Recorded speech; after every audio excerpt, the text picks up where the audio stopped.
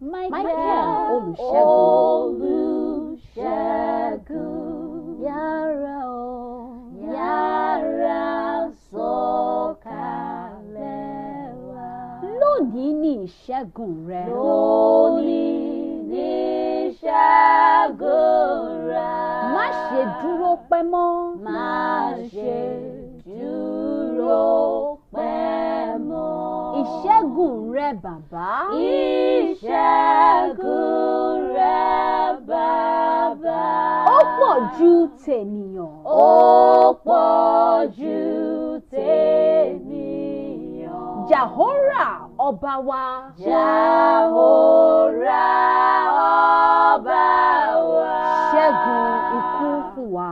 Ṣẹ́gun ikú fún wa. Ogun àjẹ́ gbóná.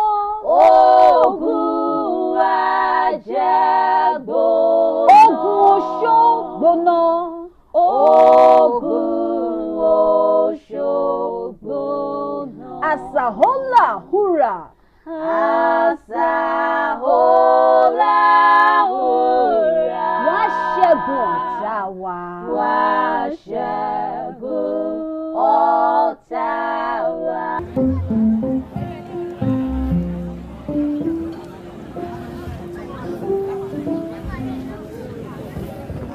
Mi fẹ́ àpòyítò wá dilẹ̀ dọ̀yìn ní sẹ́ lọ́dọ̀ mi kò nà tó sún àpẹjọ ètò àpò ọ̀gbìn ọ̀rẹ́lẹ̀.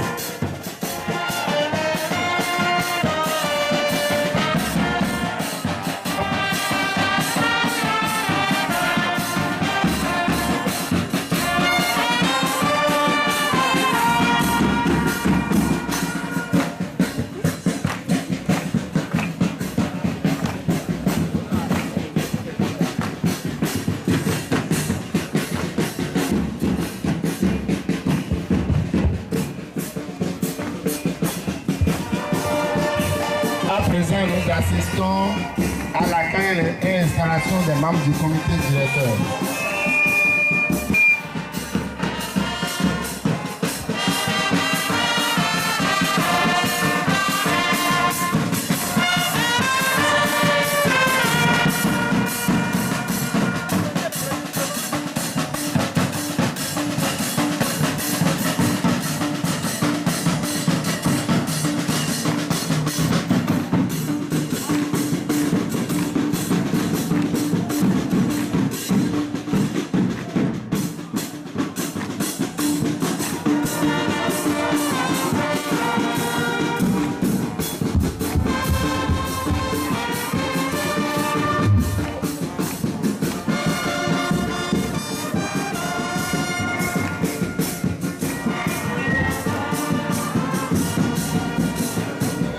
Son Excellence, le Président général, vice-président de la congrégation chrétienne de l'Ordre Sacré Éternel des Chérubins Séraphins, Excellence, le représentant généraux de l'Église, honorants membres du comité directeur, très chers maîtres spirituels de l'Église, hauts dignitaires de l'Église du Bénin, respectés membres du Conseil régional de Plateau 2,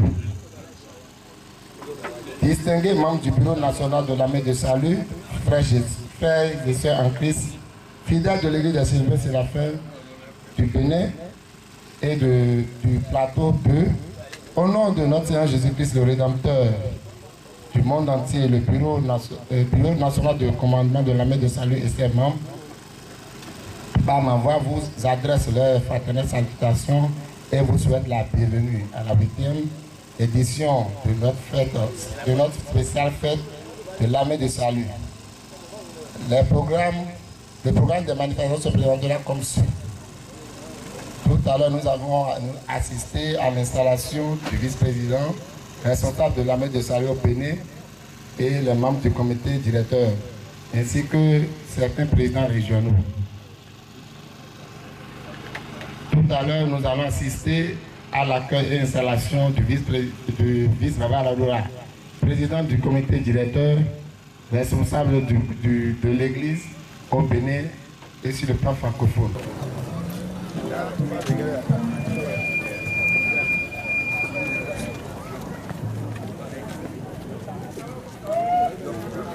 Ils sont finis là. Et toi, il dit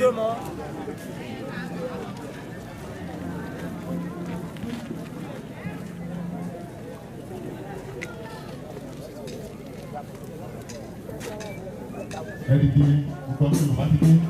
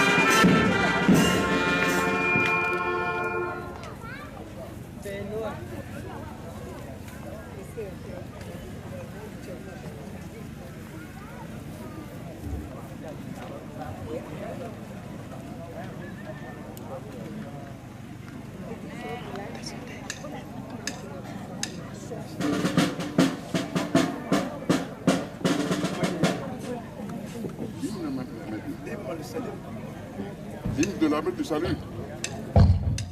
Pour la mer au commandement en repos.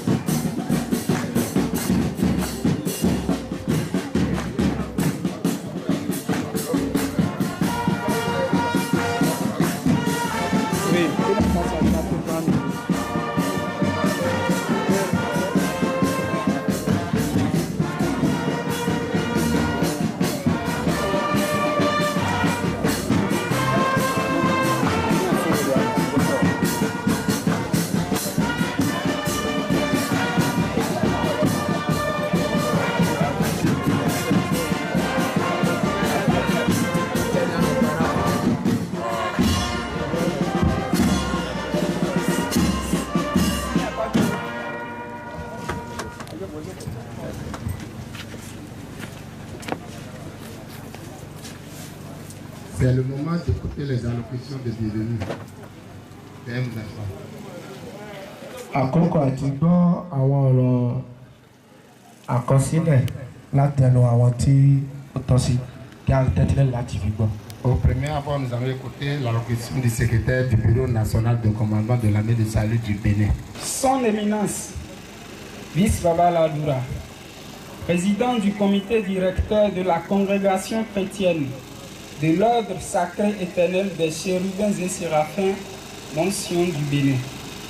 Son Excellence surintendant général, vice-président du comité directeur, responsable de l'armée du salut du Bénin, leurs Excellences surintendants généraux de l'Église, honorables membres du comité directeur, honorables membres du comité national des anciens, très chers mères spirituels de l'Église, hauts dignitaires de l'Église du Bénin, respectés présidents régionaux, respectés membres du comité régional de Plateau 2, distingués membres du bureau national de commandement de l'armée du salut du Bénin, frères et sœurs bien-aimés dans le Seigneur, le bureau national de commandement de l'armée du salut du Bénin, par ma voix, salue l'auguste assemblée ici présente, dans le beau et précieux nom de notre Seigneur et Sauveur Jésus-Christ.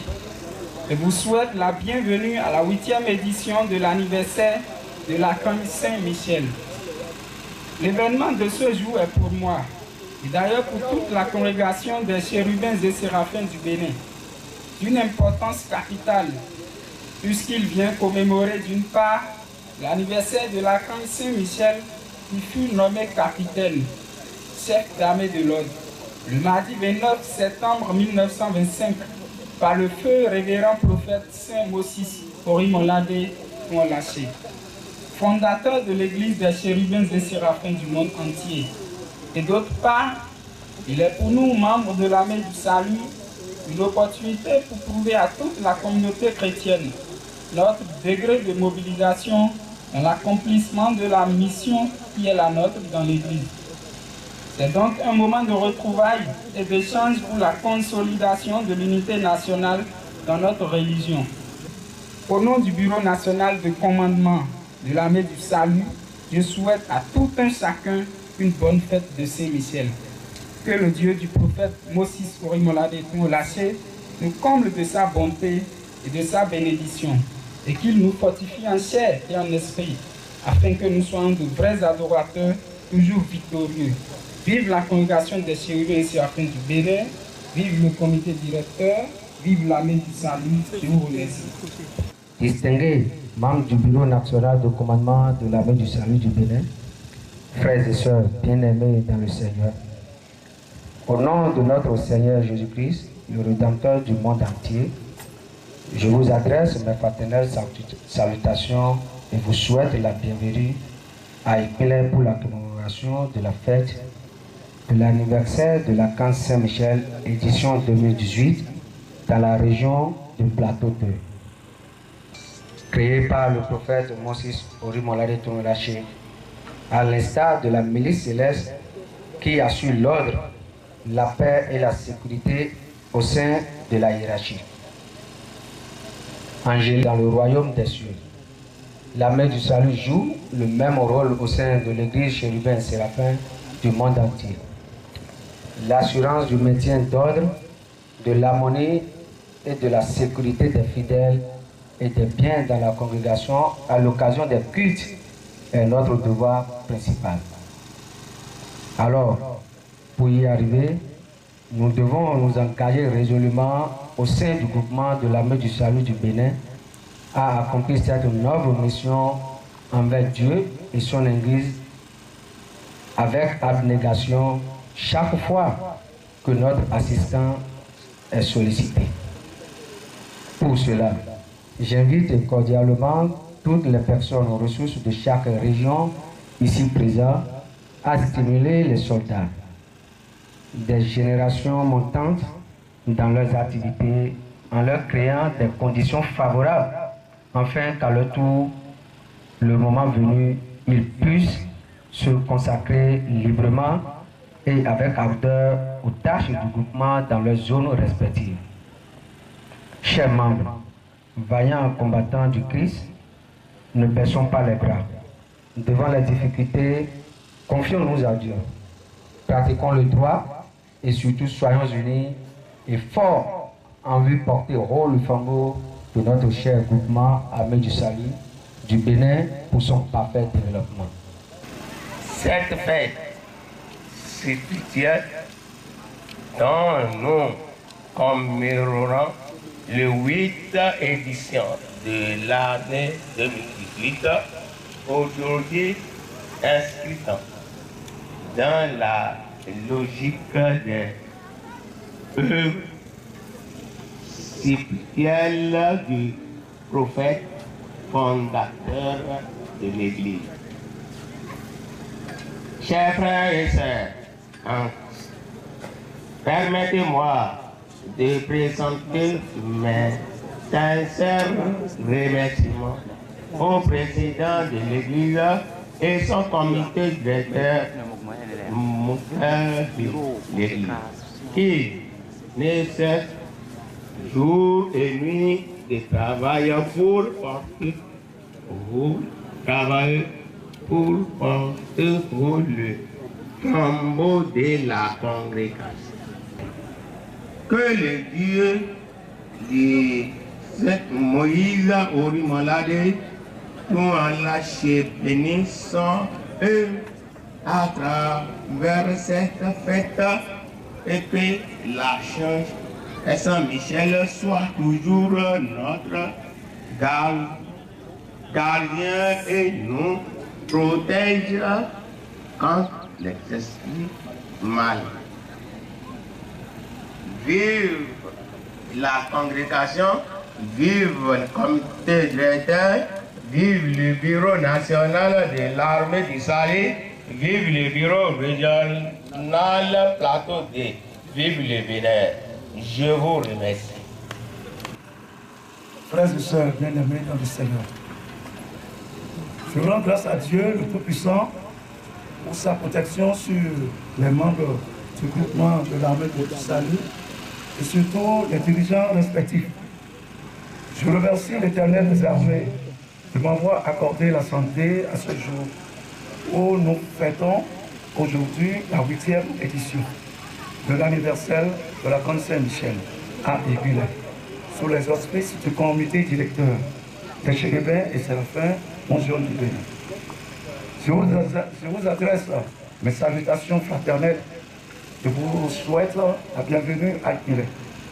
J'adresse aussi toute ma reconnaissance au Bureau national du commandement de l'armée du Salut, aux membres du groupement et au comité régional du plateau 2 pour tous les efforts consentis pour la tenue effective de la dite fête. Non. Je prie l'Éternel Dieu Tout-Puissant, notre Seigneur, Dieu de Mosé Orimolade tout lâché, d'accorder à chacun et à tous la santé, la longévité, l'intelligence et la force spirituelle nécessaire pour l'adorer en esprit et en vérité, dans la justice et la paix. Comme il revient aux vrais adorateurs du Père Céleste. Jean chapitre 4, verset 23-24. J'invite également tous les membres de l'armée du Salut à la fidélité, comme stipule la deuxième lettre de l'apôtre Paul à Timothée, chapitre 2, verset 3. Prends ta part de souffrance comme un fidèle soldat de Jésus-Christ. Je souhaite bonne fête à tous les fidèles et à la congrégation. Vive la congrégation des chérubins séraphins du Bénin. Vive le comité directeur. Vive la main du Salut. Je vous remercie.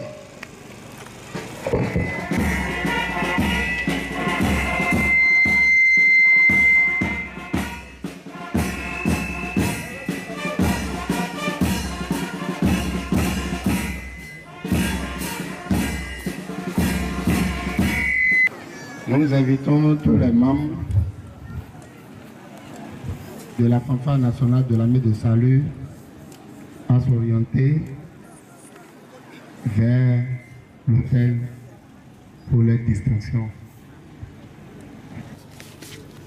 Àwọn ẹgbẹ́ àpòpè ti ẹgbẹ́ ọmọ ìgbìmọ̀ ọmọdún gbàdà ilẹ̀ ìbílẹ̀ àwọn ni wọ́n tò yẹ wọ́n fẹ́ fún wọn ní ìwé ẹ̀rí wípé wọ́n ṣiṣẹ́ takuntakun. Ló wá pápẹ́ nàdó lóhùn tó ìfàkùntọ́ gbẹ́ ọmọ gbígbà tó tó bẹ́lẹ́ ìgbàjílẹ̀ náà zọ́lẹ̀ yẹ tó wíwá omi kó tó kílẹ̀sán sọ́n kò ní jántọ́ ní ẹ̀kọ́. Ìjọba lóhùn tó yẹ kó nàdó náà yẹ kún lọ nàdó pẹ̀ kan ló àzọ́rọ́gò náà ní sọ́yún gàdé kékeré pé àwọn mẹ̀rin bí ọ̀bí tán ìbá sí responsable mọ̀gbálẹ̀ tán gbẹ̀yìn dọ̀tọ́ mọ̀gbálẹ̀ tán tó comité directeur mẹ́. Ko nametɔ nunue nametɔ kɔmɔgbalẽ tɔn to bene ibadi surintendant général mais sisi jɛrɛ George Bam ilé wa nanu kɔnɔ rosé diplôme dɔ alɔmɛna gbɛbi do kókó. Àwọn ni wọ́n pè ní ọ̀kọ̀ọ̀kan yẹn ẹni tó fẹ́ máa gbé ẹni náà fún wọn náà ni bàbá wa tí a fi tọ̀wọ̀tọ̀wọ̀ dárúkọ wọn ti représentant général àwọn ló fẹ́ máa gbé ẹni náà fún wọn. Frère de tout Didas, en reconnaissance de ton dévouement envers l'Église de Dieu et le groupement armé du salut du Bénin, le Bureau national de commandement de l'armée du salut du Bénin te décerne ce jour la présente distinction comme sacrifici et t'exhorte à maintenir ton talent dans l'accomplissement de ta mission. Au nom du président du comité directeur, j'ai l'honneur de te remettre ce diplôme d'honneur en guise d'encouragement pour l'avenir. Que Dieu te bénisse. Merci, merci. Fakorede Sylvain.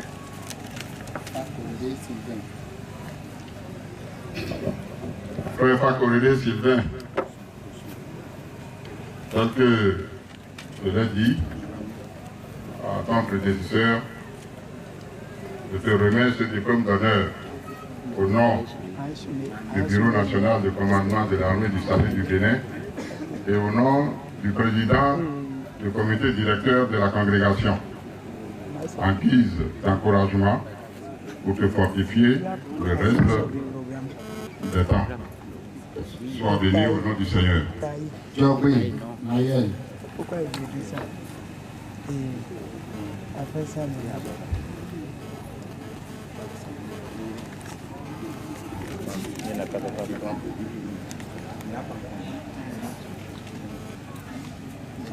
Jobé, Mayel. Mayel. Il dit mieux qu'on a regardé des panneaux. Il sait oui, mais non. Et il est pour nous. Nous avons mais au père d'accord mon galaton. En tout cas, il est mi-temps pour la zone mi-temps. Alors voilà, mais comme les grands Italie, il est ça. Il est tout au courant à la ménami. Dans son idée à son dit, en train de côté et on en a fait.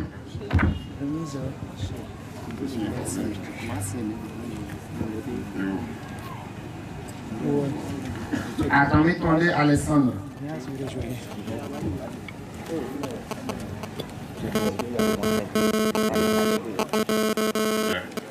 Ok. Mais il y a dit, en janvier, il m'a appris pour voir, il va, il dit, ouais, au tenant président, au père, mon collègue, après, attends, Alexandre, au soutien, comme dans son dali. Il dit, oui, alors, il doit donner. En courant des présidents au père, maintenant, le conduit. Nous sommes courant la menée de go. À dire, on a dit, au Gagako, donc on identifie à soi avec. Je me dis, on a dit, Mungo Honoré.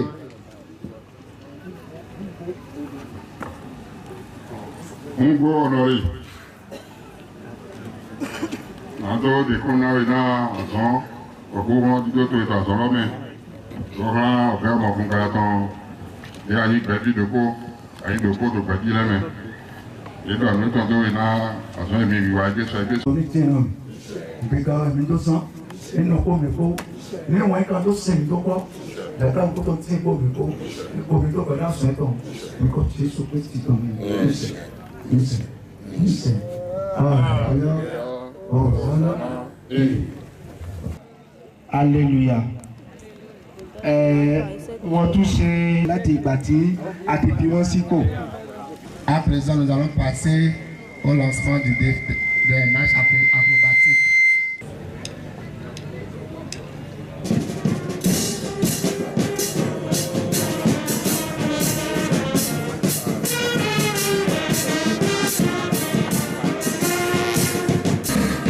Et nous comptons pour avoir pour la ouvert, que nous pouvons pour avoir pour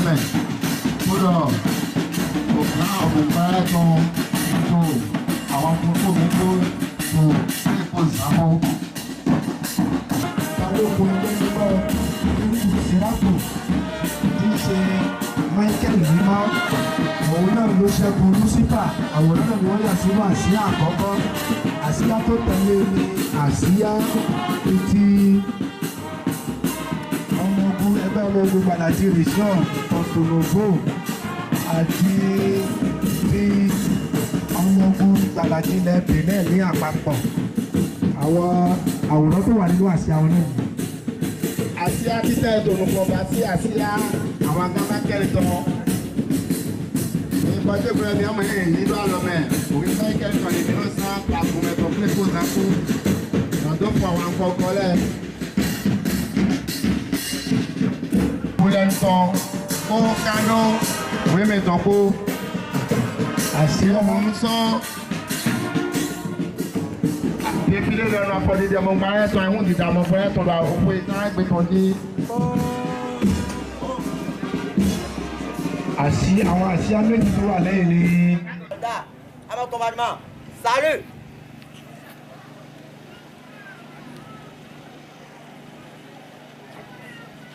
Repos!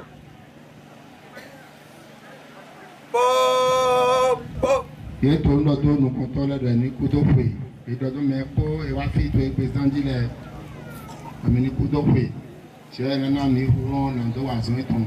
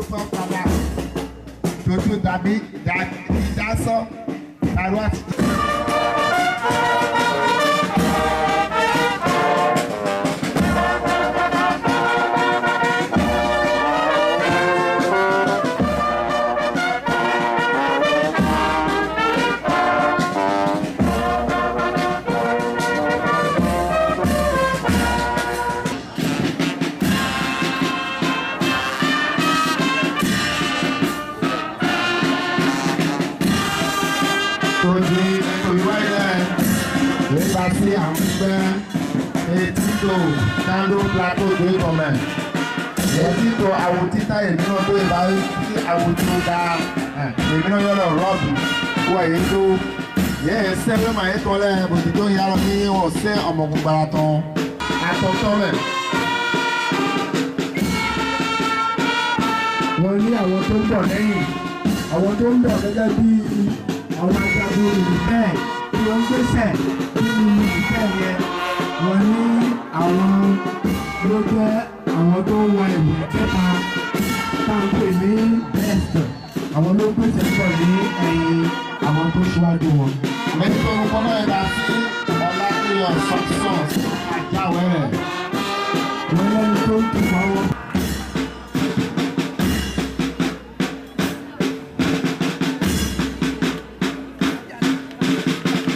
Bí ẹ bá wò dáadáa ẹ rí i pé àwọn tó wà ní ọwọ́ òsì ẹni tó ń bá wọn wá lọ yẹn ẹni tó mú wọn wá lọ wọ́n wọ ìbọ̀sẹ̀ olómi blue gẹ́gẹ́ bí ọ̀gá wọn ẹ bá léwu tí wọ́n wọ̀ òun náà ni. Sáré to the front first match.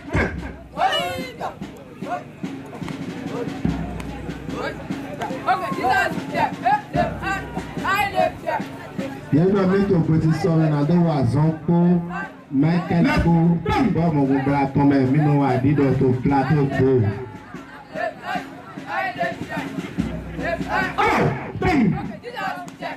Mèdè màjọ́ angẹ́rì mákẹ́lì gbàgbà náà èyí máa wò pẹ́ bò.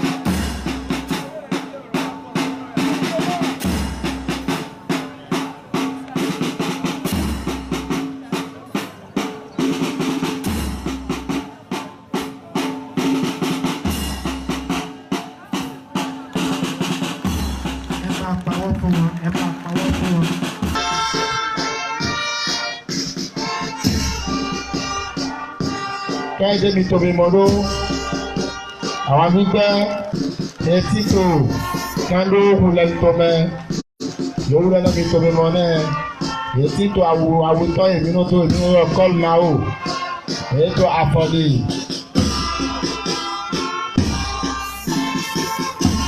Wọ́n ní àwọn tí wulẹ̀ náà láti ń wò yẹn àwọn ló wọ kọ́lù náà o èyí ìpele kejì tó ní pálù lógógó òun náà ni ìpele kejì lẹ́yìn rọ́ọ̀bù òun náà ni àwọn ló ń gbèsè tí wọ́n ń bọ̀ yẹn wọ́n tún máa fún wọn dún ẹ máa fi àtẹ́wọ́ yẹ wọn sí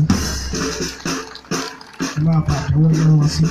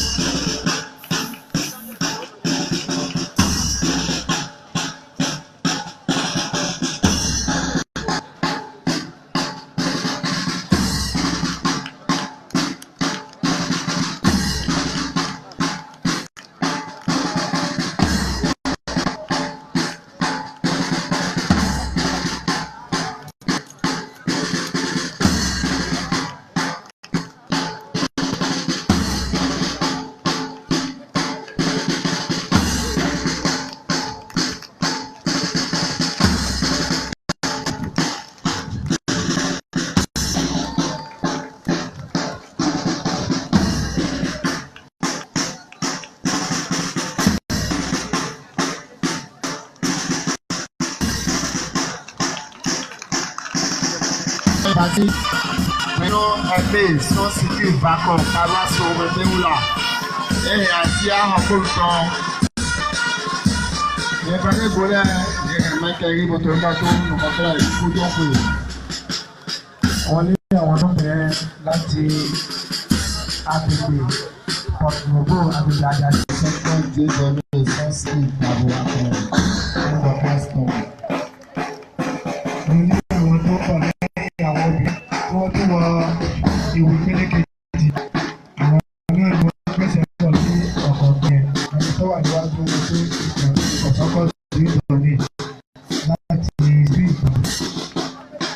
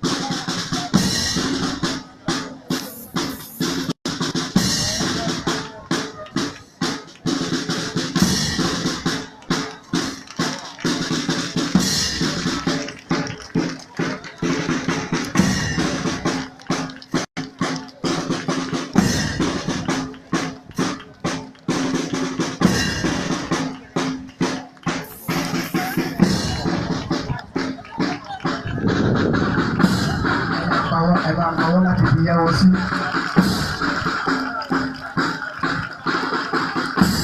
Àwọn tó wà níwájú wọn tó di ìlú òfin wọn lọ́wọ́ láti fi hàn wípé ọmọ ẹgbẹ́ tó pé ní àwọn.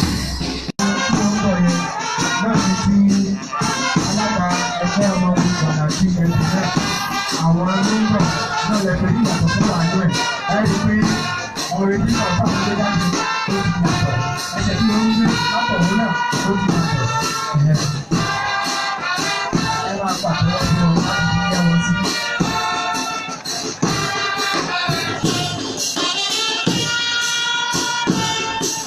Báwo la ṣe ní àwọn ológun ti wà? Ẹni tẹ́ máa kọ́ onígbà ẹ̀yìn ọ̀dọ̀ láì ní ọ̀dọ̀ tó àwọn tó ṣe ètò òwe àlọ́kàlọ́kà yẹn ní ọ̀rọ̀ àkúnlẹ̀ tí gẹ́gẹ́ bí àwọn ìwé tó wọ́n sínú ìjọ kọ̀ọ̀kan. ná àyíká mi kan ti ti èmi yára sí ọ̀kan. Wọ́n ní fún ilẹ̀ tí àwọn kúrá fẹ́ rà fún ilẹ̀ kan fún àwọn iṣẹ́ ìbílẹ̀ láti fẹ̀tí ní gbèsè. Báyé lọ ẹgbẹ́ pópó náà sí ìjọba àkókò. Wọ́n ní ọmọ olùkọ́dà kọ̀ọ̀kan ní láti dá ẹ̀kọ́ kan. Ọjọ́ mi ń lọ ìgbàlá mi bọ̀. Láti ní ìpinnu ilẹ̀ rírà. Nígbà mìíràn tó rẹ̀ ní nápọ̀ ẹ̀kọ́ ẹ̀yẹ ìjẹ̀lú. Wọ́n lọ́wọ́ ń tẹ̀ wá àwọn ọlọ́wà pé kí ọmọ olùkọ́dà tó bá ti dábàrà láti ní ìpinnu ìlú àgbègbè kan. Ẹbí àlọ́pàá ẹ̀sọ́ tí a kọ́ lọ́lẹ̀ ṣé kò fẹ́ sí ìrísí hàn àkẹ́kẹ́ ìjẹ̀lú.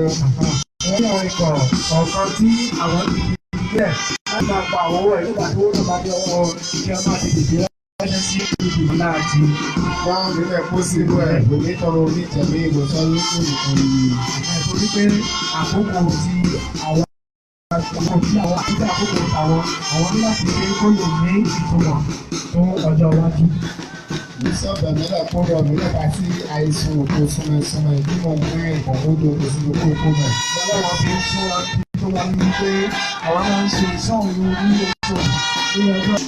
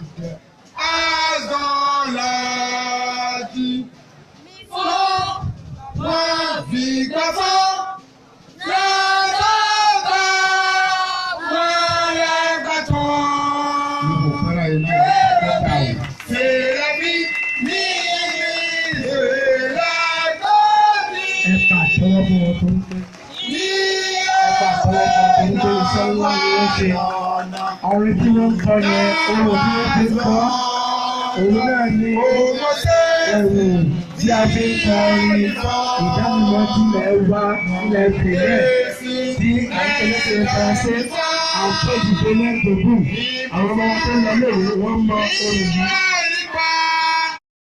tí wọ́n kọ orin yìí lókè Michael Mímọ́yó láti fi yẹ ẹ pàtẹ́wọ́ fún wọn. Iṣẹ́ ńlá ni wọ́n ṣe kò rọrùn.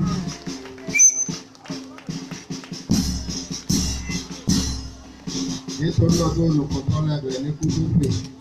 Wọ́n kí àwọn bàbá lórí ìjókòó fídíò wọn fún ìwọ ọdún.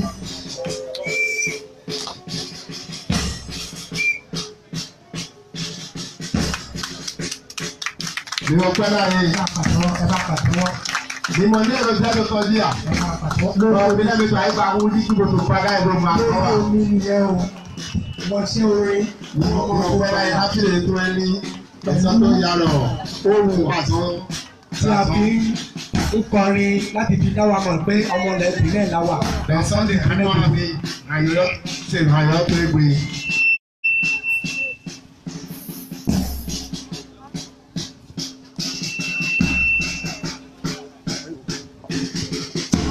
Mi sọ àríwá fi ń ra mi lọ. Ọ̀sẹ̀ òjẹ́ nu bọ̀ yìí máa sọ́nù tó àwùmí tán lẹ̀ mọ́ fóun ní àtọ́ ọdún òjé ọdún mẹ́. Wọ́n ní òfin ti pè é wípé a kò ní láti máa wọ aṣọ bó ṣe wù wá. O ní láti tẹ̀lé ìpele láti fi bẹ̀rẹ̀ sí ní wọṣọ rẹ̀. Inú atọ́ ń kọ́ rọ́ọ̀bù kọjá tó kọ́ máa wò. Nígbà tó bá kúrò ní ìpele kọ́ọ̀lù màwó ìpele oníkọ́ọ̀lù rógógó tí wọ́n wọ̀ tí a kíkàn nílẹ̀ kan. Àgúnlọ́ náà kàn wọ́n rán síkú yìí tán. Ìtọ́ tí a ti ń wọṣọ yìí tó jẹ́ rọ́ọ̀bù láti fi wọ kọ́ọ̀lù màwó ìjọ náà yóò kọ ìwé sí ìpínlẹ̀ tó wà ní abẹ́ àṣẹ. Síkú náà kàn wọ́n rán sọ regional scaran national. Ní ìpínlẹ̀ yóò kọ sí agbèrè ní agbègbè yóò wá kọ̀wé sí ìdúrà. Ìnáyà sàn ọ̀yà fúnpẹ́ lọ́dún máa ń bá sí mọ́kùnrin sí rẹ̀. Láti ìlú pọ̀.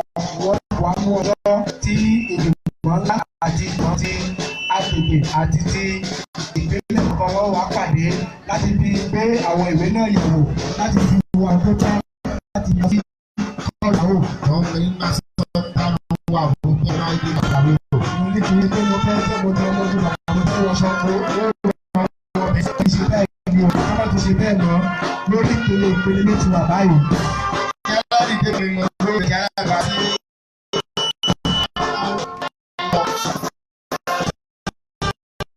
Wọ́n ní báwo àwọn tó ń bọ̀ ẹ́ ti aláàbò kan. Nítorí ó bá ẹ̀bùn sí yálò ètò ọba ní.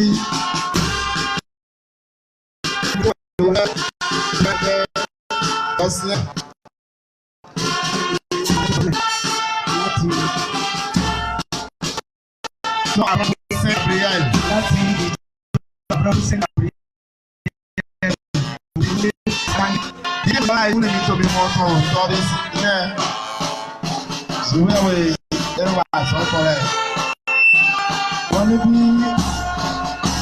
bí àwọn ṣe ń sọ lẹ́kan tá a bá wò dáadáa láàárín àwọn tó.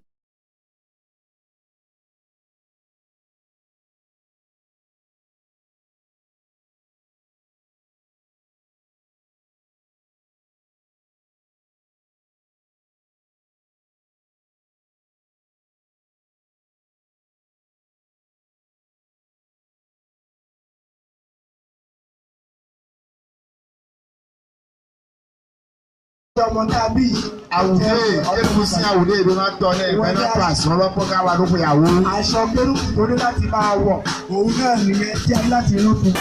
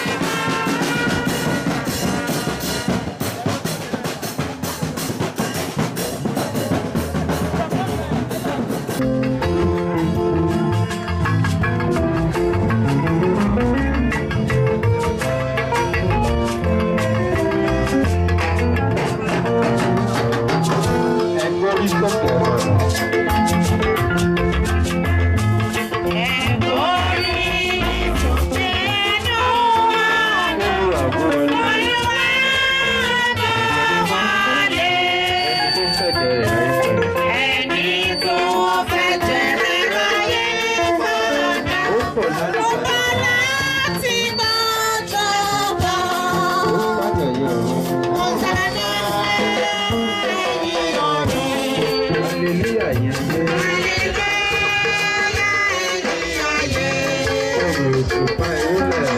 Orí òṣùpá wọlé.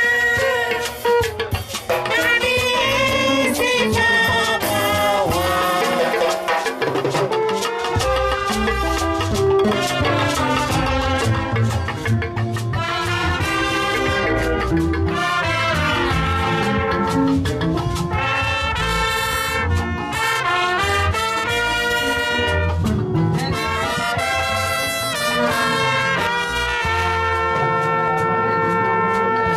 Kábíyèsí fọba wa àmín.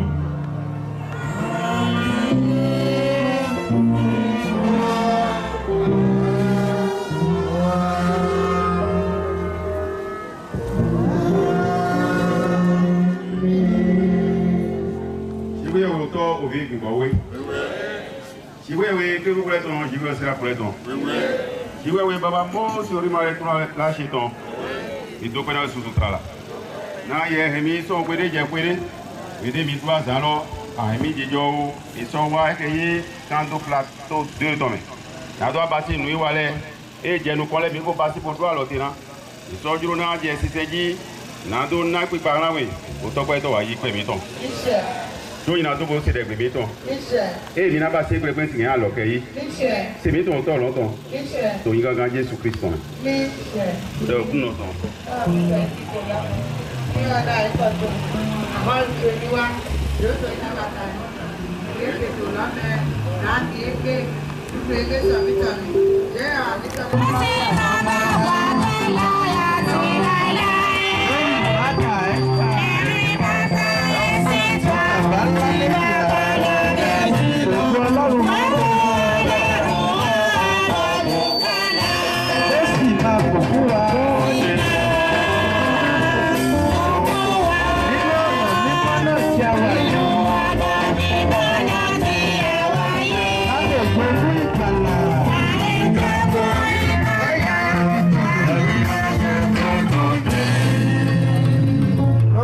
Jésù Olúwa ká máa ṣògo àmín.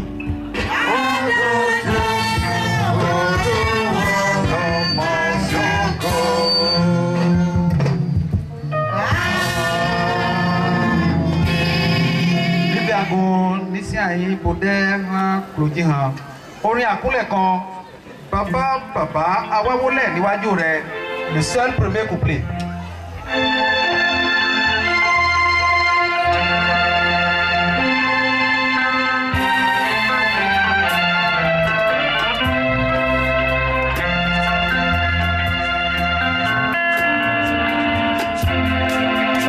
Bàbá awáwólẹ̀ níwájú rẹ̀.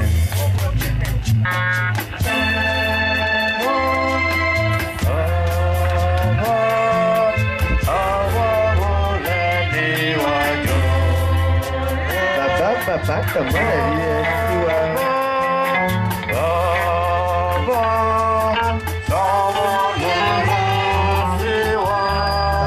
Bàbá ògbẹ́ rẹ̀ ń gba ọkàn wa.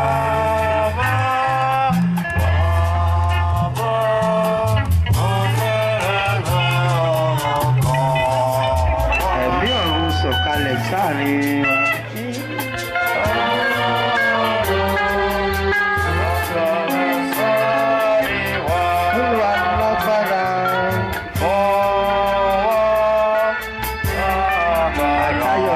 Ẹ̀mí wa.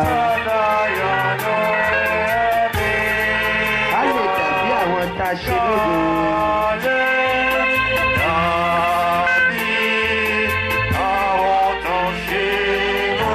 Tí ń fi ápò wúrà yìí níwájú rẹ̀.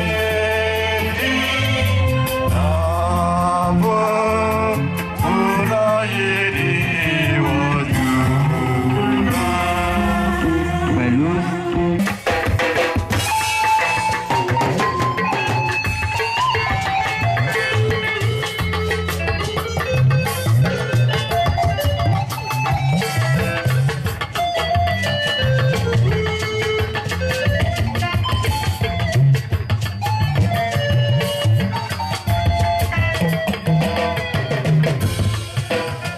bàbá aládùúrà.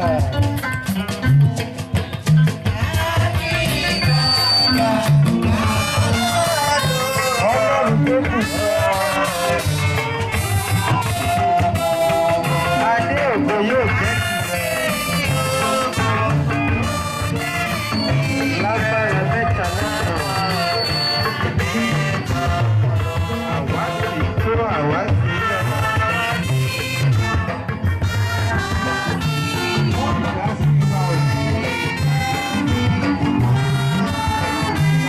fún ọkàn wa ló.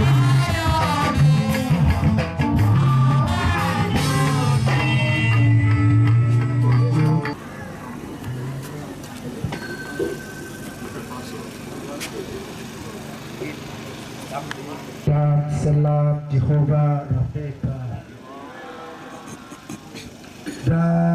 Salam Jehovah Rafika. Salam Jehovah Rafika. Fún ìdáríjì ẹ̀ṣẹ̀ gbogbo wa, kí gbogbo wa lanu wa wípé Ọlọ́run ṣàánú fún mi gẹ́gẹ́ bí ìṣòro ìfẹ́ rẹ, gẹ́gẹ́ bí ìròyìn. Gbogbo ẹ̀dá jáde wá.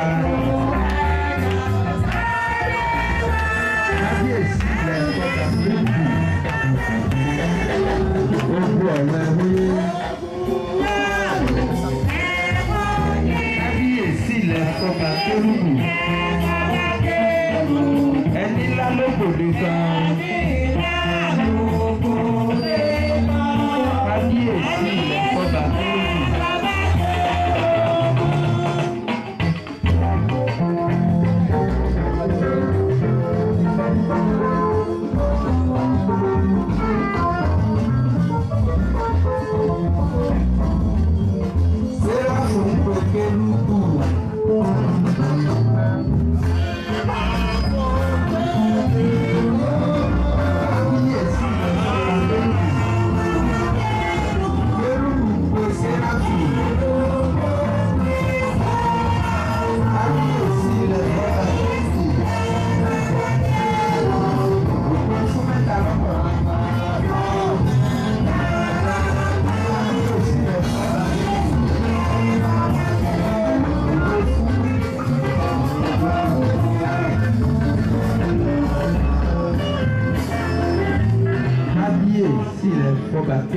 Àmín.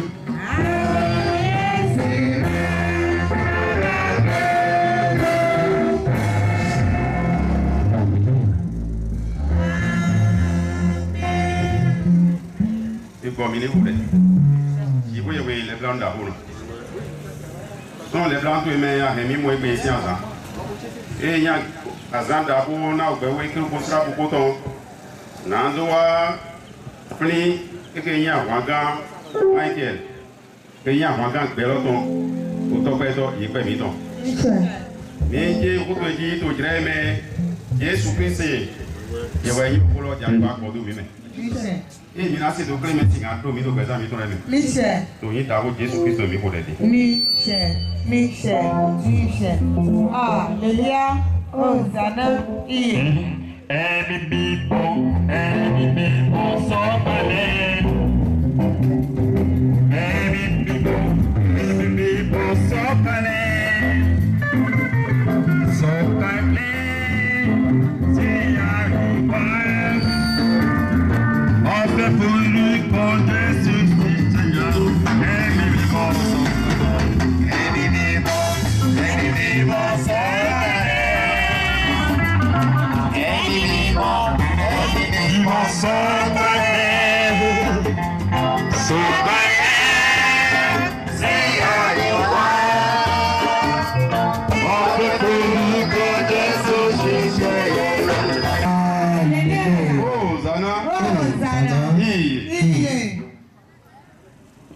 Mission. Allez, qui a Djoko. Non, pour un Nohemi. Qui a droit à quoi appelé là? Mima Singado. Non, nous, Mimo, on a apporté des lettres d'aller dans le parc de Bona pour nous. Mima Singado, et il n'est pas diado. Wálé àkọlé sọ pé gbogbo nǹkan tá a rí bí lónìí ọjọ́ nǹkan tí ó ní ìjákulẹ̀. Náà sẹ́yìn tó wọ́n pé bọ́ mẹ́lẹ́sọ̀ kúrò nínú náà mi lọ́nà náà yé táwọn yìí náà bá sí. Wọ́n ní torí pé ọjọ́ tó ti wà ní kí a sì gbọ́dọ̀ jẹ́ kí àwọn tó ní ọjọ́ kí wọ́n ṣe gẹ́gẹ́ bí ó ti tọ́ tó. Ìdílé mi tó mi mọ ló mẹ́sùn sọ tí mo lẹ́kọ̀ọ́ yìí náà tó yìí ṣiṣẹ́ tó wòye àìtó àgbèrè tó lẹ́bẹ̀. Wọ́n ní bá a ṣe ń wò ó a rí i pé àwọn kan ti tún lọlé láti lọ ṣe ìsìn. Ìlọsùn ètò bí ilẹ̀ mi sọ tó jẹjẹ jí náà tó yẹ ká. Wọ́n láwọn náà tó wà bí àwọn náà ń sáré àti lọ fún ìsìn ní àṣálẹ́. Ìgbà sọ́mu lọ ti torí ẹ̀ kókó tó nùkọ́ náà mi tó fi tòdì. Wọ́n láwọn tó rí i pé àwọn ètò tó kù níwájú lọ́wọ́lọ́wọ́. Náà yẹn dọ̀ yé basi ó pe kó basi ìtò rẹ̀ yẹ̀dó náà kó ti tó lẹ́kọ̀ọ́ yí basi lè dé ìjẹ́rú. wọ́n ní tí abáwòye agbọ́dọ̀ rí pé gbogbo ètò ní láti jẹ́ ṣíṣe gẹ́gẹ́ tó ti tó àti bó ti yẹ. ní président d'honneur tàbí tòun kan náà pè lọ́nà tó pẹ́ lẹ́sùfù iná gbọ́ àlọ́ náà yẹlẹ̀ kò yìí. wọ́n ní àwọn kan wà tí wọ́n jẹ alága àti àwọn èèyàn bẹ́ẹ̀ bẹ́ẹ̀ lọ tí ó yẹ kí àwọn èèyàn kí wọ́n tì wọ́n lẹ́yìn ọ̀pọ̀ nínú wọn ti lọ. ìmọ̀ ká sì ń hàn pélé kò gbọ̀n dé pépé máa lọ sọ òun wíwé rẹ̀. ẹ wọ́n ní àkóso lè péjọpọ̀ ká má bá wa sọ̀rọ̀ Ọlọ́run. wọ́n ní nítorí eléyìí àwọn òní fẹ́ ta ọ̀rọ̀ náà jìnnà ju bí àwọn ṣe rò tẹ́lẹ̀ lọ. ìwọ̀nba tí ó bá tẹnu wọn jáde kí Olúwa kó pè sínú ọkàn wa. ọjọ́ tèmi jẹ́ ọjọ́ pàtàkì kan fún èmi àti ìwọ nínú ẹgbẹ́ ìmọ̀ kẹ́lù ìṣẹ́láfù. bí a bá fetí sí ìwé tí àwọn ìwé tí a kà fún wa. ọ̀rọ̀ tí a gbọ́dọ̀ bára wa sọ̀rọ̀. Orí ọjọ́ tòun ti sọ nípa ẹ̀ fún wa. wọ́n ní tí a bá wò láti ọ̀dọ̀ àwọn bàbá ní orí òkè títí fi dé àwọn ọmọ ọjọ́. wọ́n ní a ó rí pé ara mímú tọ́jọ́ tòní ó yàtọ̀. pàtàkì ní basi òkú pàtàkì ní basi yìí léwé. tá a bá rí i pé ó yàtọ̀ ó yẹ ká mọ̀ wípé ohun tá à ń ṣe lónìí kọ́ jẹ́ nǹkan pàtàkì. yẹmi sọmọ ẹlẹ́yìn àwọn abípẹ́ mi tán lẹ. tí a bá rí àwọn ọmọọgbọ́n wa. ètò òun sísọ àwọn abípẹ́ tán ẹ̀. wọ́n wà nínú ara mímú ti àwọn ọmọ ogun ìgbàlà gẹ́gẹ́ bí ètò. àwọn abípẹ́ máa tí ì náà nulẹ̀. àwọn ọmọ ogun ìgbàlà kò sínú nǹkan. àyíjà ìwé zọ́mbà àwọn abípẹ́ náà tì. nípò ìfọkànbalẹ̀ ni àwọn ọmọ ogun ìgbàlà ṣe wà. bí kò tẹ́ kí mi àdó tó wẹ́ yín lọ làákànjẹ́ sí Michel auteur de la défaite de Satan. wọ́n ní àpòrẹ́ ọ̀rọ̀ tá a fẹ́ sọ lónìí ní áńgẹ́lì ńlá tí ń jẹ́ Michael mímọ́ òun ni olórí ogun tó ṣẹ́gun èṣù. àwọn akẹ́kọ̀ọ́ Michael ní ìgbẹ́ Sátánì jà yìí tàbí àwọn àgbàtọ́ Sátánì lọ. Michael mímọ́ tó ṣẹ́gun Sátánì. yíyọ̀ mi lọ̀ mọ́. tá a bá sọ bẹ́ẹ̀. nú èmi tóbi bá yá kọ ètò ìdílé gbẹ́ kókó tó yá mi. gbogbo ohun tá a ṣe lónìí ìgbésẹ̀ pátápátá ti fi hàn. yíyọ̀ mi ṣe òtórí tó de. tá a bá fi. nú eyín àyíjà yìí. ohun tá a ń pè ní ìfọkànbalẹ̀. àtẹ̀gbígbà tó ọ́tọ̀ mẹ́sìn àlọ́mẹ́dẹ̀. ìfọkànbalẹ̀ jẹ́ ètò láti ọwọ́ àṣẹ ìlú. náà ti jọ orí tó ti ná otobi tàbí ná ònú tí ló tóbi tọ́lẹ̀ àti ìpípa sí àlọ́mẹ́dẹ̀. kí gbogbo ènìyàn bá lè wà ní àlàáfíà lábẹ́ àṣẹ ìjọba ló ti wà. yémi sọ fún tó ebe ìwé náà mi tó yìí mi tó mi mọ̀ dé tó mi tán lọ́tọ̀ yìí ló. ìwé tá a bá wo ìlú wa bó ṣe ń lọ gbà. tògálẹ̀ sọ àgbọ̀ ẹgbẹ́ yín àwọn afífẹ́ lílẹ̀ pélé tó pọ̀ bọ̀ yìí yìí kàn ń kóra yìí lóko. wọ́n ní ìjọba ilẹ̀ wa ṣe àpéjọpọ̀ àwọn tí ń ṣe àwọn agbófinró wa tí wọ́n papọ̀. police républicaine débè. tí à ń pè wọ́n ní police républicaine kò tún sí ní police mọ́. èyí tó ń kọ́ mi sọ́mọ́ lọ àyíjà yìí lọ́sọ̀gbọ̀n fúnra déédéé láyìí. wọ́n ní nípa ìṣọ̀kan tí wọ́n gbé kalẹ̀ yìí a rí pé àlàáfíà tún jọba ju ti tẹ́lẹ̀ lọ. níbi ká ṣe òkòrò kúrò kótó àìwọ́ pẹ̀ lọ́nẹ̀. tá a bá gbé ìlú kọ̀ọ̀kan ní ayé tá a wà yìí. bébí ló àjẹpípadé bọ̀ yín lọ ń wẹ̀ tó tẹ̀ná àyíjà yìí tó àìwọ́ pẹ̀ lọ́nẹ̀.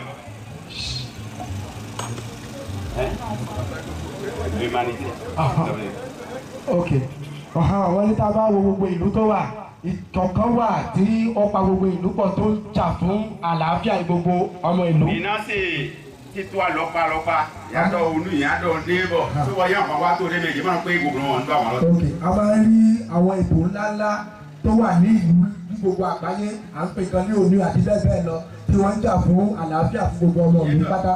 yẹ́n ìmọ̀ mi mo gbé lọ eyín àyíjà yìí àyíwọ̀ pẹ̀ lọ́tọ̀ ètò mẹ́dísìn àlọ́bẹ̀bọ̀ gán pẹ̀tọ́. ìwọ̀n ní tá a bá rò ó síwájú tá a bá rò ó sẹ́yìn nǹkan tó ń jẹ́ ìfọ̀kànbalẹ̀ ọwọ́ ẹnìkan tó tóbi ju gbogbo yìí lọ ló wà. ètò gáwọn kó sí àlọ́bẹ̀ kí kó gán sí àlọ́bẹ̀ dẹ̀. ó wà lọ́wọ́ Ọlọ́run Olúwa wa. wẹ́ẹ̀ inú òde inú sáńkú wúlẹ̀ tó ń lọ. òun ló mọ̀ bó ṣe ń ṣe tó bó ṣe ń lo agbára rẹ̀. nàdóge àyíjà yìí ná bẹ̀tọ́lẹ̀ tó àkọ́tà lẹ́kọ́ mẹ́. láti jẹ́ kí gbogbo ènìyàn kó wà ní ìfọ̀kànbalẹ̀ àti àlàáfíà. Poisson mi tó yí owó gbé tó ń lọ la Archange Saint-Michel auteur de la défaite de Satan. òun náà ni a fi wá àkójọ ọjọ́ tòní tó jẹ́ wípé Michael mímọ́ olórí ogun tó ṣẹ́gun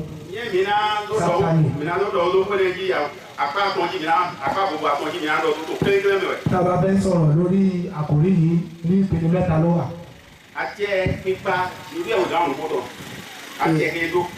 Àṣẹ tí Ọlọ́run pàápàá tó pa fún iṣẹ́.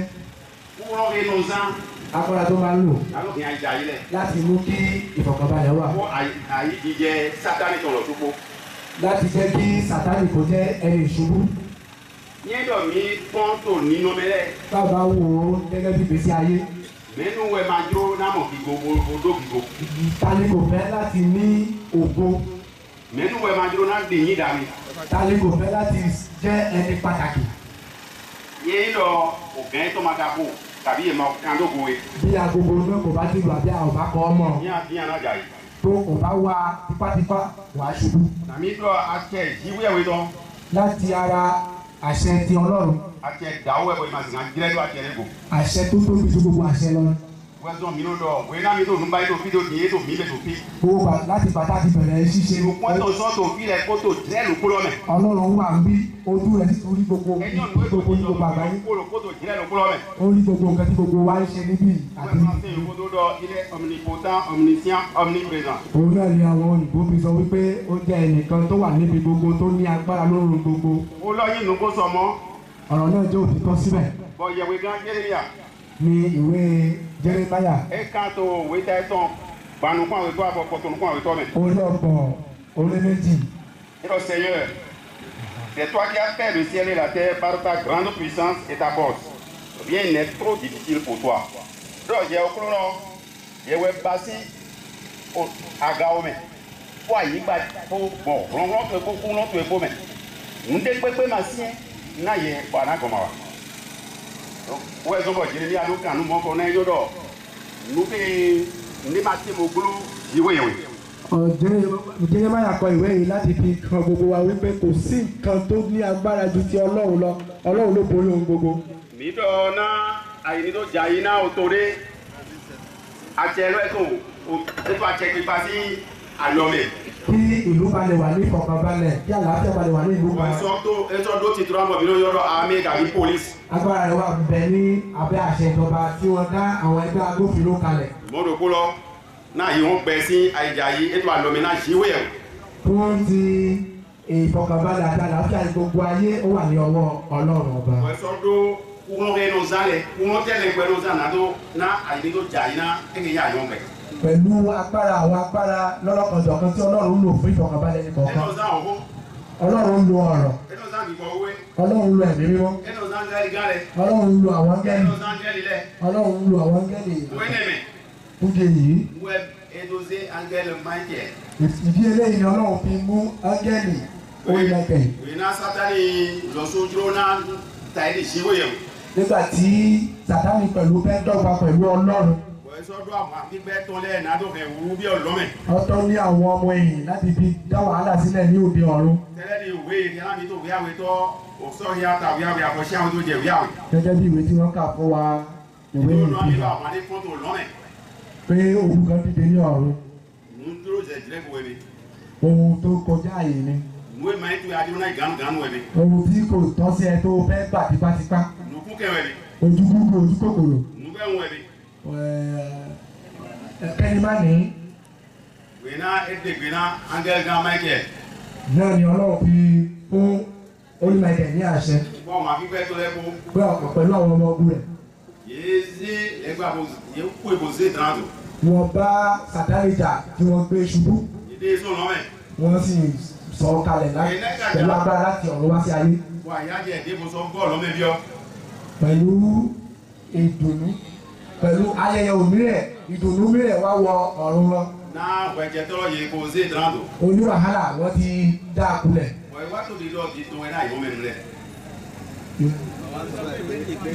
Àwọn ìwé wọn sọ báyìí pé èpè ni fún ayé. Ṣé Ọlọ́run má ti jẹ́ ká jẹ́ ní èpè? Nígbà tí Sátánì di ẹni ayé. Àsùnwọ̀n èyí tó tán bọ̀ ẹ máa tó ní wọ́n mẹ́wàá èyí àsùnwọ̀n tó àyíbájí náà tó fi àyíbá lọ pé bí. Nǹkan tí kò rí ṣe lọ́run agbára wà fún pẹ́ẹ́sì nílò ní ayé tá a wà yìí. Lòpó tó ẹ̀mẹ̀ wọ angẹ́lì gan mẹ́kì ẹ̀ sọ gbẹ́nẹ̀. Síbẹ̀síbẹ̀ ó ní Michael tún sọ̀kalẹ̀ láti máa bá a jagun ní gbogbo ìgbà. Ìwé náà Mósè kú. Nígbà tí Mósè nínú Bíbélì tó kú. Sátánì fẹ́ gbé òkú Mósè nínú Bíbélì láti lọ sí. C'est Michel, Michael Egbene. Ni áńgẹ́lì Michael mímọ́ ó kọ̀ fún. Ẹ wúlẹ̀ àlẹ́ tó Mósè tán kó epo. Ó bá jìjàkadì nípa ti òkú Mósè. Ẹ máa yin mọ́ bọ̀ yẹn yóò bí yẹ̀dọ̀ jẹ́ gbèmí ní máa yọ bí èdè Mósè tó. Bàbá òkú ẹ̀mí sísá ẹ̀jọ̀ ẹ̀ tó wá jẹ àtàwọlé ìdọ̀mọ̀. Ẹ̀dọ̀ náà wọ ẹ̀wẹ̀. Ẹ̀dọ̀ náà wọ ẹ̀wẹ̀. Ẹ máa zùn ẹ máa dọ̀ wọlé àmọ́ yóò dọ̀ nú ẹ̀wẹ̀ mi tẹ kúrò tọ́ mẹ́wẹ̀ kú ẹ̀ sọ̀rọ̀. Nú ẹ̀ pàṣẹ àti nàtó kúrò àlè náà kó sì wẹ̀wẹ̀ tán òkúrò náà wọ ẹ̀wẹ̀. Àwọn ní Michael mímọ́ nígbà tó ń bá Sátánì jìjàkadì kò bú Sátánì ṣùgbọ́n ó fi Sátánì lé Ọlọ́run lọ́wọ́ pé Ọlọ́run yóò ṣẹ́gun ẹ̀. Yẹn dọ̀ áńgẹ́lì mi kò yín gbìbọ̀ wẹ̀ kò yín gánukó tó áńgẹ́lì mẹ́ kò ẹ̀ máa zùn mẹ́ ẹ̀ máa tó wúrẹ́ dé tó híyá bọ̀ kúnà yìí lọ ètè wá yìí kó yẹ kó tó. Wọlé tá a bá wò dáadáa nígbà tí áńgẹ́lì ti ń ṣe ẹ̀mí mímọ́ kò lo agbára ara rẹ̀ ó bẹ̀rù Ọlọ́run ó fi agbára sí abẹ́ Ọlọ́run báwo ni tèmi pẹ̀lú tiwọn ṣe jẹ́. Wíwé máa mọ lẹ́kùn mi náà dọ̀. Wọ́n ní gbogbo nǹkan tá a kò rí òun náà là ń sọ. Wíwé máa kúrò mí lò mọ́. Wọ́n ní wíwé mọ́ kò bí. Bọ̀ Peter sọ́dọ̀ pé kúrò mí tó wé Peter tó àwẹ̀ tó ta àwẹ̀ àkọ̀wé ló kó mẹ́. Wọ́n ní tábà wo wé kejì Pétérù. Ẹ̀dọ̀lé áńgẹ́lẹ́ yẹ́yìn ònú kó àpẹ́sọ. Tòkú lọ́mẹ kúrò tó rán mẹ́. Wọ́n ní báwọn áńgẹ́lì ṣe jẹ́ ohun ìjìnlẹ̀ pẹ̀lú agbára wọn. Yé máa náà ẹ̀wẹ́ mẹ̀gílátọ́ tó nà jẹ́ lò wẹ̀dájà kù. Wọ́n ní wọn kì í ṣe ohun tó máa ń ju agbára wọn lọ wọ́n máa ń bẹ̀rù Ọlọ́run. Ìwé mẹ́kì ẹ̀bá ìwé dọ̀ èhè kàmẹ́ lẹ́gbà tó ń gbọ́jọ́. Wọ́n ní ó lo gbogbo agbára rẹ̀ láti jẹ́ kí ipá Sátánì kó lọlẹ̀. Ọ̀rọ̀ inú rẹ̀ lẹ́nu wípé Ọlọ́run yóò borí rẹ̀ Ọlọ́run yóò gbógun tiẹ̀ yóò borí rẹ̀. Ìwé dọ̀ ilé ìwé dọ̀ àmì ló mi lè máa tì náà tó dàgbé náà mi dé òkúrò wẹ̀ ìwé dátọ̀ òkúrò náà ìwé mi tó lẹ́ dáná mi.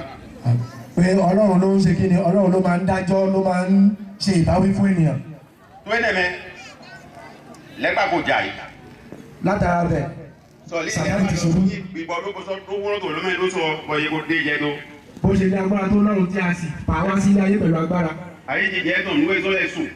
Bó ṣe ṣubú ohun tó bàá pọ̀. Náà wà lọ fẹ́ yìí wà lọ yìí á lè kéré wú ẹwọ́ lọ́sàn. Gbogbo orúkọ wọn ní Sátánì kò lo ìwà dáadáa rí ìwà búburú. Sátánì máa bí ìnú wíwé máa sọ ti ìnú èyí nùkún yìí. Wọ́n ní Sátánì kì í fẹ́ ohun tó dára kì í fẹ́ ohun tó mọ́ ohun búburú ló máa ń lépa rẹ̀. Ònúdọ́dọ́ mẹ́kù. Ká máa sọ̀rọ̀ òdì sẹ́niyàn. Atẹ́hìn máa tó pé.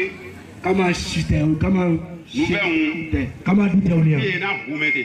Ká máa lépa àti pànìyàn. Bí èyí náà jẹ mẹ́ kó tó tẹ bó máa lé ẹ̀bùn náà tó kó ké máa de dọ́dọ́ mẹ́kù tẹ. Ká máa sọ̀rọ̀ burúkú sí ònìyàn láti ká máa ní ìbẹ̀rù.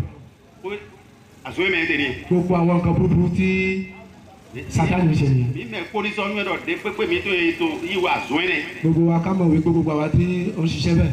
Mi ta ẹ́ di dèbí Sátánì tán. Wọ́n ní gbogbo àwọn tó máa ń hùwà búburú bẹ́ẹ̀ ká mọ̀ wípé àwa ọmọlẹ́yìn Sátánì ni. Pé mi náà ti wọlé mẹ́kì ẹ̀ ké ibùdó ìzé ibùdó àyájẹ́ mẹ́bọ̀ yìí mi náà sọ àmúdọ̀ wà lọ́yẹ̀ ní wẹ́tò lókùrọ̀pọ̀ mi tó lẹ́sìn yà. Ìyẹn tá a bá ń torúkọ olùmẹ̀kẹ́ ní gbogbo gbà pẹ̀lú ìdà pẹ̀lú wà búburú táwọn yẹ ká mọ̀ wípé àwa náà sí ara wa lórí. Ẹbí ìyẹn wẹ́tò dídọ̀ ṣe bá tó wé júdà tó lọ́mẹ́tò àpọ̀ ẹ̀nẹ́tọ́ wẹ́tò dídọ̀ yà yẹ̀kọ́ yẹ̀kọ́. Wọ́n ní kì í ṣàwọn ló ń sọ ọ̀tọ̀ ṣùgbọ́n nínú ìwé Júdà yẹn ni ẹsẹ̀ kẹrin náà. Il s'est en effet glissé parmi vous certains hommes dont la condamnation est écrite depuis longtemps. Ces impies transforment la grâce de notre Dieu en débauche et renient Dieu, le seul Maître et notre Seigneur Jésus-Christ. Fin de citation. Yẹ bẹ̀rẹ̀ mọ̀ níyà àpọ̀ ẹ̀nẹ̀. Ìwé Júdà ẹsẹ̀ kẹrin. Mẹ̀lẹ́lẹ̀ tí kòtò ní kwájú múlọ̀. Màá sọ àwọn kìíya. Ó wẹ̀rù yẹ́fẹ̀ ìdíyẹ́rẹ́ wẹ̀ tó kẹmẹ̀. Bẹ̀tẹ̀ àyíká máa wẹ̀ náà. Ètò ìjọba ìyẹ̀wò mi tó tó yọ tó wọ́n tó kú mẹ̀. Kò sọ mọ́ òkúrò ìwéyàwó ló kú àkàlọ́. Ó Jésù Kristi kúrò mi tó kú. Nínú ọmọ, gbẹ́yẹ̀ mi mọ́ tó gbé lọ sí kìrìtì tó jẹ́jẹ̀ mi náà. Wọ́n ní lónìí a rí i pé wàhálà wà láàrin wa. Tó ẹnu mẹ́ya kàbí tó fọ́tọ̀ mẹ́ya. Nínú ìdílé wa ni àbí láàrin ọ̀rẹ́. Kàbí tó tó mẹ́ya. Nínú ìlú àbí níbi tá a bá dé. Yé dọ̀ mẹ́ nílẹ̀ tí mo yóò kan yé tó yẹlẹ̀ kó dọ̀ yẹlẹ̀ máa tẹ̀ náà dọ̀ yé máa dọ̀ o lu ẹ̀ kọ́ àyájẹ kúrò tán tó sọ́gódò wọ́n lé àti kọ́ sí irú àwọn ènìyàn bẹ́ẹ̀ wípé wọn kò ní bọ́ sínú àlàáfíà lọ. wọ́n ti kọ ọ̀rọ̀ burúkú àkọọ́lẹ̀ burúkú sí wọn lára. mi tó àwòyẹ lọ́sùn tó àwògá ezumọ̀ lè yẹlẹ yẹ dídí mo bí ọ̀mí mẹ́. àtòrí pé àwa yóò wọ̀ wọ̀ náà yóò wọ̀ wọ̀ náà ni wọ́n fi la kàkà láti máa bára tẹgbẹ́. mi mọ̀ mi náà nu ètò ìjọ lẹ́ẹ̀bọ̀ ẹ máa hó tó ṣíwọ́ tó ṣẹ̀ṣẹ̀ mi tán lẹ̀ nu èyí kò kàn dá ibọ̀ ètò mèdè lẹ̀ bọ̀. gbogbo ohun tí a ti kọ gbogbo nǹkan tí wọ́n ṣe nǹkan tí a ti kọ́ mọ́ àwọn ènìyàn wọ̀nyí lára. ètò ẹ̀ nanúkú dẹ̀ dọ̀ kúrò ní wàlẹ̀ bíláńgbòjó yìí nanúkú náà lè bọ́jọ. wọn láwọn máa gbàdúrà wípé kí Ọlọ́run kó dáríjì wá kó fún wa ní ìlú kúrò àdá. yẹwẹ àgàbí yẹwẹ àmì má ti hàn dọ. bóyá èmi ni àbí ìwọ ni a kò lè sọ. àmọ́ yẹ dọ̀nà mi dọ̀ náà ẹni lẹ́ńkọ mẹ̀mọ́ kọlẹ́ kò ní ní èyí kò dídí bò kéèké mi dọ̀. wọ́n sọ wípé gbogbo ọ̀nà àwọn ènìyàn bẹ́ẹ̀ wọ́n wà láàrin wa. àwọn ìkàtọ́lẹ̀ kan náà àyè sínú blagbàjá sátani dàrí o. wọ́n ní òun náà ni wọ́n fi kọ̀wé orin yìí wípé sátani dámúre onígbàgbọ́ dámúre sátani ń wà lọ́nà. na bí èso ọjà èdè ìrókòrí ẹ. ibi tí sátani tó ṣubú òun lè. wèé náà Jésù Kristi wá bọ̀ ètò yé pàṣẹ kankan bọ̀ yé wí. nígbà tí Jésù Kristi wá tí wọ́n ṣe gbogbo ẹ̀ tí a pa Jésù. èyí ẹ̀dọ̀ wọn dàgbé lílá ẹ̀dú àlọ́tì. wọ́n rí i pé owó èyí tó ń dàpọ̀ mọ́ ìrere gbogbo ẹ̀ dúró. ẹ máa ń ẹ̀dọ̀ kúkú ètò ẹ̀ kó sọ kúkú ètò wà tiẹ̀ náà wọ́n tó wà àti ẹ̀wọ̀n náà lọ fún. wọ́n ní Sátánì kò mọ̀ wípé nígbà tí Jésù bá kú tó bá jí dìde ìgbà náà ni iṣẹ́ ṣẹ̀ṣẹ̀ bẹ̀rẹ̀ àṣẹ pẹ̀lú àṣẹ ńlá. nígbà tí Jésù jí dìde. Jésù wá gòkè rẹ̀ ọ̀run. ó sì wá lọ sí apá ọ̀tún Jésù Ọlọ́run bàbá wọn. náà ni ó tún wá padà sí ayé. èèyàn ará mi nínú Olúwa. ní ṣíṣe ọjọ́ tòní kì í ṣe pé àwọn kérúbù síráàbù ló gbé wá ó ti wà tipẹ́. láti bàtà àti yan bàbá wa Mósè Orímọládé kábù tọ̀tọ̀ dárúkọ. nígbà tí a ti fi hàn wọ́n wípé kérúbù síráàbù láwọn máa pe ìjọ mímọ́ kérúbù síráàbù yìí. láti bí 100 ọdún lé 3. mọ́tò kúlọ̀ tó kú sáńgbé àsánkú àtọ́nù pọ́n ẹ̀tọ́ káwọn ìkọ̀wé káwọn ìwé àtọ́ ní. láti ìgbà náà ti débi di àkókò náà. wọ́n sọ tó kí ẹ tònú ìmọ̀ràn ẹ̀dọ́ Michael wíwẹ́ náà yàn wọ́n gá ògbẹ́ lọ́tọ̀. ni wọ́n fi hàn wípé Michael mímọ́ òun náà jẹ́ balógun ẹgbẹ́ ọdún sẹ́ráfù. yẹn mi tó Michael kéto sẹ́ráfù mẹ́rin náà gbọ̀ngbọ̀n náà gun epo lẹ̀. òun náà ní tá a bá ké orí Michael ọ̀yàtọ̀ sí ti ìjọ tó kù. náà ti to esọ́ tẹ́ mẹ́lẹ́pọ̀ yé dórí ẹ̀. gbogbo àwọn ètò tí a fi ń ṣe ó wà ní mímọ̀ fún bàbá Mósè Orímọládé. ẹ mẹ́ mọ́ tó àwọn abípẹ́ mi tó ń lẹ́mẹ̀ máa mú àtọ́bọ̀ àlọ́pàlọ́pà tó yé mẹ́. bí kò bá jẹ́ bẹ́ẹ̀ ni ẹ kò ní rí i pé àwọn ọmọ gbogbo àláwa wọn ní àwọn aṣọ lọ́tọ̀ọ̀tọ̀ tí ó lè jùlọ. ilé mẹ́kọ́ èmi náà ń dọ̀ náà mídé rẹ̀ wẹ̀ yín dọ̀ òkú náà gbẹ́ tó tẹ́ tó mẹ́kọ́ àtẹ́ tó dà gbogbo. wọ́n ní fún àkórí ọ̀rọ̀ tàwọn náà ni wípé ká mọ̀ wípé Ọlọ́run wà ní ipò rẹ̀ pẹ̀lú àṣẹ rẹ̀. dépẹ́ tí a yí tàyẹ́dì yìí ṣe náà anáàkú àbùn yìí ṣe tún àbùn dàgbé lọ́yẹ̀ bí ọ̀yẹ́ kó yẹ kó. gbogbo ipò kíkò tó bá wà wà á jagun ní ọ̀nà ti Ọlọ́run. yẹn mẹ́ mọ́. bí kò bá jẹ́ bẹ́ẹ̀. àwọn àkúnú tó lẹ́gbẹ́ tó tẹ̀. àwọn tí ń bá Ọlọ́run jagun wọn tó pọ̀ ní ayé. lẹ́gbàjà ibẹ́ tó tẹ̀. àwọn tí Olúwa lọ́wọ́ wà láyé. ìdíkè lẹ́gbàá kan mi lò. wọ́n ní ká má ṣe jọ̀wọ́ kí wọ́n tó máa kọjú sí wọn báwọn. ìsá ọ̀pẹ yìí ṣe tán dàbí lọ. wọ́n ní tí a bá lo ìgbésí ayé ti Ọlọ́run. àwọn akúnrán iná àìjà yìí tó lọ́mẹ̀ iná náà àìjà yìí lòkúrò kómi tán rẹ̀. agbára tí ó fi tó mú ìfọ̀kànbalẹ̀ wá yóò mú ọkàn gbogbo wa balẹ̀. ìyẹn dọ̀ mi tó lè lẹ́nu kó mẹ́mọ́ tó yìí. à ń sọ tẹ̀síwájú. wà á máa tó kó tó bá a fà máa lẹ́. ogún wà níwájú ogún wà lẹ́yìn. òkúrò lọ sí kò yán mi kò yán ní lápá àkúnrọ́dọ́. Ọlọ́run ti mọ̀ wá ó sì mọ̀ bó ṣe fẹ́ jagun fún wa. kóra Israẹli bílẹ̀ kó tó dé tán fún Íjíbítì. ó dúró ti àwọn ọmọ Ísírẹ́lì ó sì yọwọ́ kúrò ní ilẹ̀ Íjíbítì. ètò ẹ̀ náà bọ̀ máa kúra mi lẹ̀. kí ló dé tí Ọlọ́run tó ṣe fẹ́ kò ní ṣe tàwa náà. ìwé yìí tó fi kúrò mi kó wọn ẹ̀dọ̀ kó ẹ̀dọ̀ yìí ti náà mi ní sè. gbogbo ohun tí à ń sọ fúnra náà ni pé gbogbo ìta ti ń kọ́ra wa láti gbà yìí ká máa mú lò. sísí ẹ̀gbọ́nulẹ̀ kó mi nínà dẹ̀rẹ̀. wọ́n ní gbogbo ìgbà tó bá ti lé fún wa ká máa wà nínú àdúrà. tó kún tó kọ́ mi. nínú ìṣọ̀kan. náà mi lẹ́wọ̀ yín pèyí dọ̀tọ̀ síwé ìwé tuntun àyíká yìí. torí àwa ni ìránṣẹ́ Ọlọ́run ní ilẹ̀ ayé tá a wò. nígbà mi tó kó tẹ tó gbèrò kó lọ́mẹ. ohun tá a bá ń gbàdúrà nínú ìṣọ̀kan. nínú ìṣọ̀kan. fẹ́rẹ́ dìde ìwúlẹ̀ pété àdáná dans Kamenu. Ọlọ́run yóò dàgbò ṣẹ́gun fún wa gẹ́gẹ́ bí ó ti ṣẹ́gun fún Peter nínú túbú. Ikọ̀ tọ́lẹ̀ tó filẹ̀ tó bọ̀ yẹ ìwé lóde ìṣògùn Kamenu.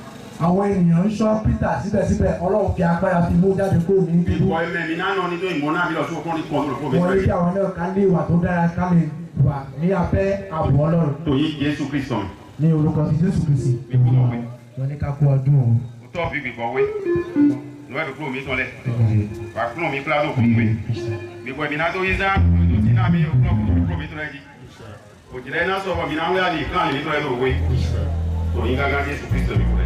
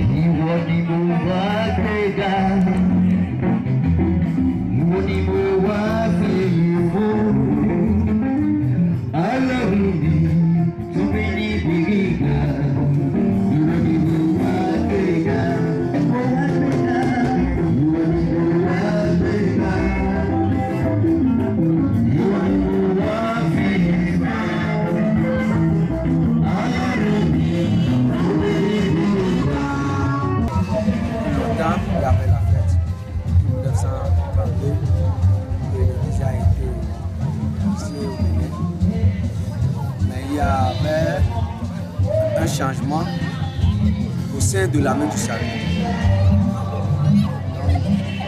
C'est ça, le changement est terminé il y a 8 ans.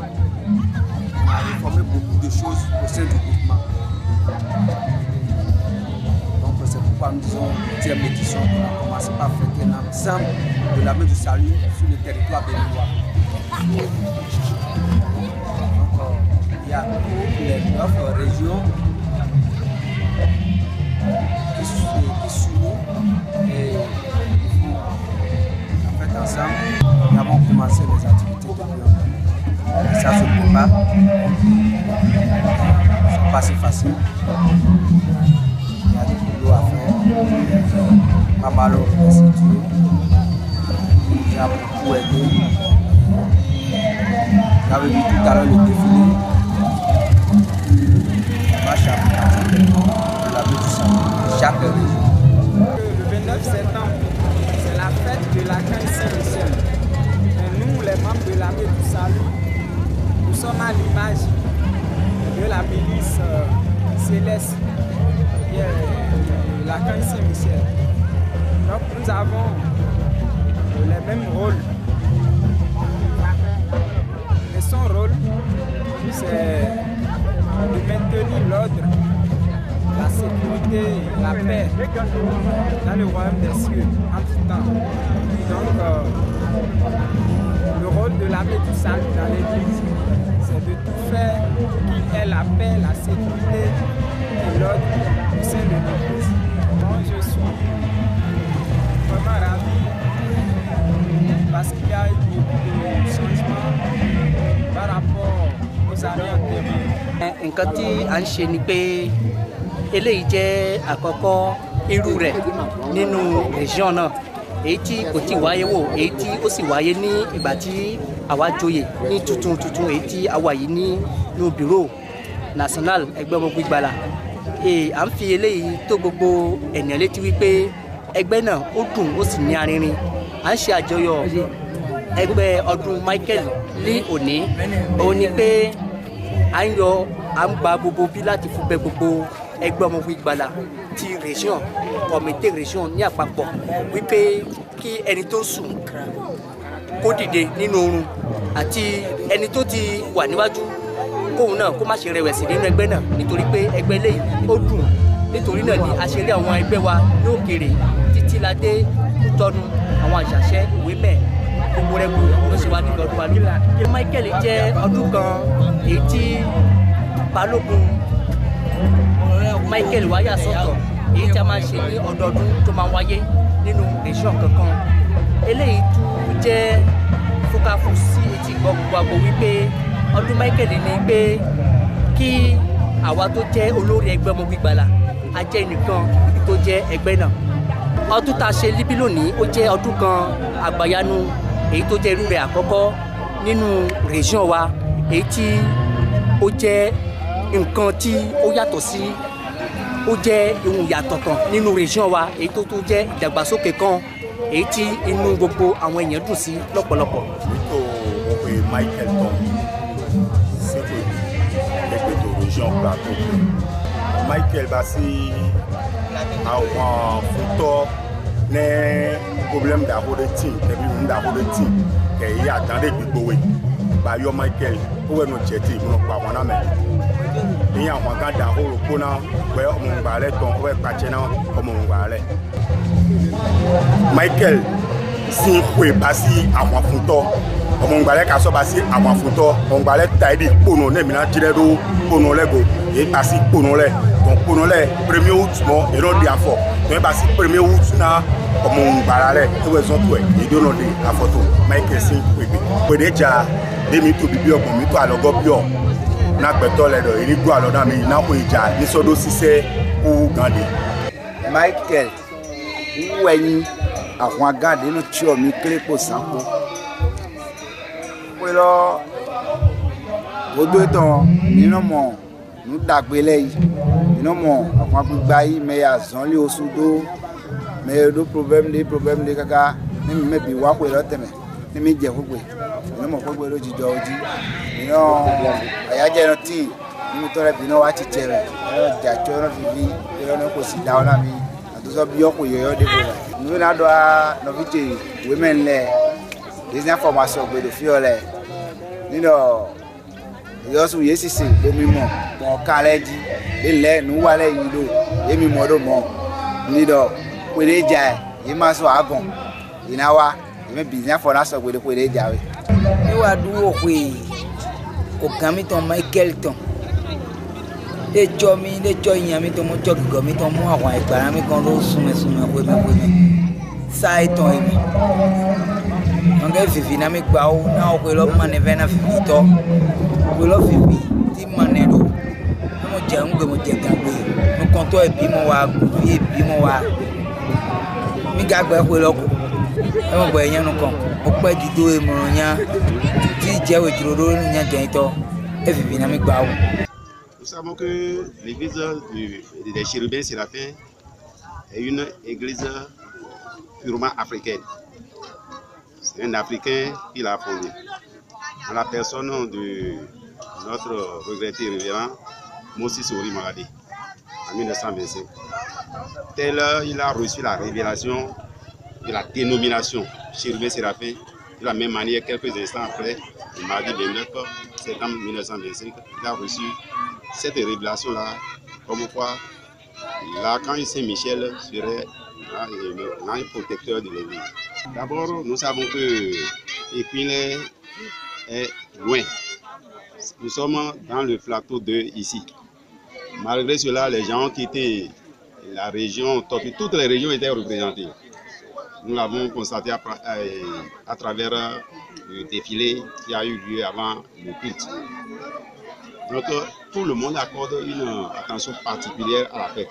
La preuve, à 19h tout à l'heure, sur toutes nos paroisses, il y a culte. Donc, nous nous dépêchons pour rejoindre les nôtres sur les paroisses. Si on a choisi de faire ceci ensemble dans chaque région, c'est l'initiative de l'armée du salut, du groupement de l'armée du salut. Et ça leur permet de se retrouver et on ne peut pas les laisser seuls. Nous devons être avec eux. Ce que nous allons demander, tel que nous le voyons, nous savons que nos jeunes sont à pied d'œuvre pour que l'Église évolue. Nous allons demander au Dieu Tout-Puissant de les protéger, de les bénir et que chacun d'eux puisse trouver un travail afin de donner beaucoup d'eux-mêmes, beaucoup pour l'évolution de l'Église.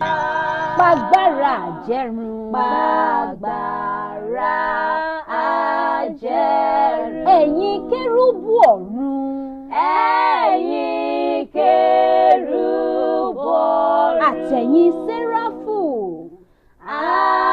Àtẹ̀yin séráfù. Ẹ dìde fún ìrànwọ́. Ẹ dìde fún ìrànwọ́. Fáwa tágìjù ayé. Fáwa tágìjù ayé. Emmanuel bàbá. Emmanuel bàbá. Olùṣẹ́gun ikú. Olùṣẹ́gun ikú. Ọba àìkú ni ọ́. Ọba àìkú ni ọ́. Yára wá gbà wá là. Yára wá gbà wá là. Òjìrá sáròfà. Òjìrá sáròfà. Eli yàwòrà. Eli yàwòrà. Ọba àwímáyẹ̀hùn. Ọba àwímáyẹ̀hùn. Wá ṣe tèmi níre. Wá ṣe tèmi níre. Ògo ni fún bàbá. Ògo ni fún bàbá. Ògo ni fún ọmọ.